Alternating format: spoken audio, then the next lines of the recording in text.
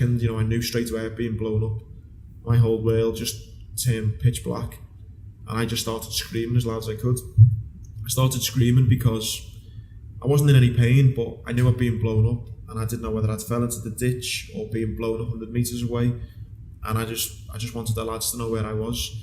Thankfully, I'd only fell back kind of a metre or two and was kind of lying on the edge of the ditch, and the lads ran towards me and then just done everything they could to save my life.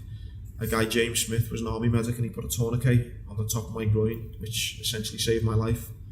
But in that one split second, my whole life changed forever, in the sense of I had 27 separate injuries: shrapnel to my face, broken sternum, broken elbow, chunks out both forearms, nerve damage to both hands, severed my femoral artery, which they say you can bleed to death within 6 minutes, broke both lower legs, chunk out my left leg, nerve damage to both feet, and I actually lost the ability to have children as well.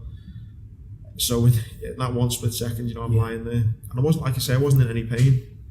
The lads got to me, done everything they could, and for the next 40 minutes I was essentially just slowly dying, and the lads are doing everything they could to save my life. Do you remember it clear as crystal clear? Or Yeah. I just remember lying there and just probably screaming for about 30 seconds until the lads kind of calmed me down, and then for the next 10 minutes or so, it was just crazy. I kept on saying to the lads, have I got my arms and legs? And they said, yeah, Andy, don't worry, you've still got them. But I just felt like I couldn't move anything. And the lads are doing everything they could to save my life. And then about 40 minutes later, a helicopter comes in and picks me up, and then that's when my memory then goes a bit hazy. I don't really remember anything. And they took me to Camp Bastion, the main hospital in Afghanistan, and they performed 2 life-saving operations on me. And then my condition was deemed that serious that they flown me back to the UK. And from the second that bomb went off to me landing in the intensive care ward in Birmingham was 18 hours. So it just shows you what an incredible team I had around me to keep me alive. But those 40 minutes I remember perfect. And then once I got put on the helicopter, like I say, I was pretty much in a coma then for the next 2 weeks.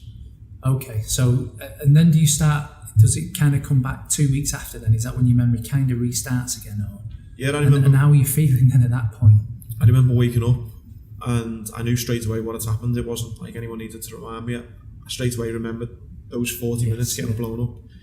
But the biggest thing was my dad was sitting next to me, and I just remember looking at him, and no, I don't think he wasn't sitting next to me. He was I think he must have been out to get a coffee, and the nurse had kind of seen me starting to wake up, and she'd went and got him, and I just remember seeing him walking over to me, and I just started crying my eyes out, and just gave him the biggest hug, and I think we must have hugged for about half an hour, and both just crying.